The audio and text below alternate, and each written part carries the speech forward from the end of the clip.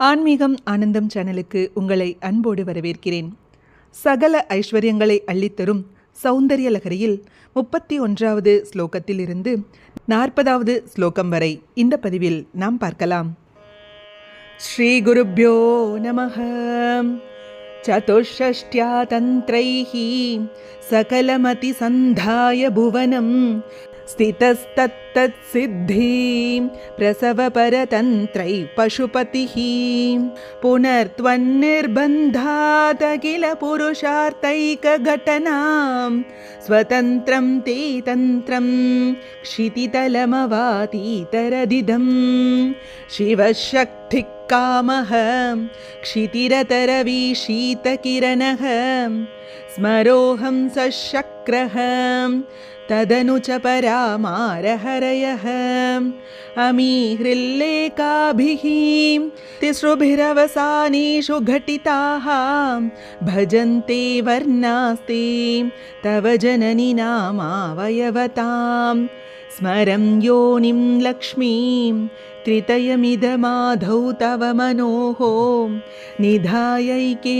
नित्ये निरवधि महाभोगरसिकाः भजन्ति त्वां चिन्तामणिगुणनिबद्धाक्षवलयाः शिवाग्नौ जुह्वन्तः सुरभिघृतधाराहुतिशतैः शरीरं त्वं शम्भोः शशिमिहिरवक्षोरुहयुगं तवात्मानं मन्ये भगवति नवात्मानमनघम् अतः शेषशेषीत्ययम् उभयसाधारणतया स्थितः सम्बन्धो वां समरसपरानन्दपरयोः मनस्त्वं व्योमत्वं मरुदसि मरुत्सारतिरसि त्वमापस्त्वं भूमिः त्वयि परिणतायां न हि परं त्वमेव स्वात्मानं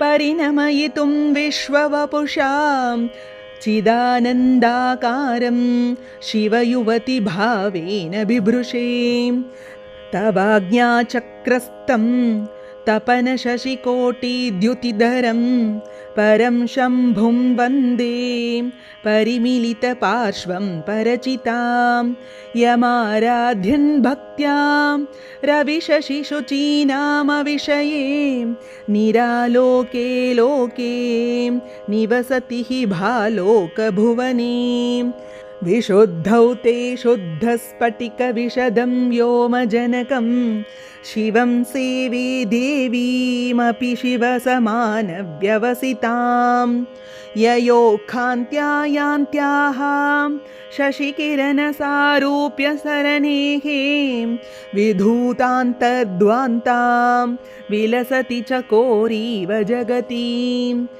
समुन्मीलत्संवित् कमलमकरन्दैकरसिकं भजेऽहं सद्वन्द्वं किमपि महतां मानसचरं यदा लापातष्टादशगुणितविद्यापरिणतिः यदा दत्ते दोषात् गुणमखिलमद्भ्यः पय इव तव स्वाधिष्ठाने हुतवहमधिष्ठाय निरतं तमीडे संवर्तं जननि महतीं तां च समयां यदा लोके लोकान् दहति महसि क्रोधकलिते दयार्द्राया दृष्टिः शिशिरमुपचारं रचयति तटित्वन्तं शक्त्या तिमिरपरिपन्तिस्फुरनया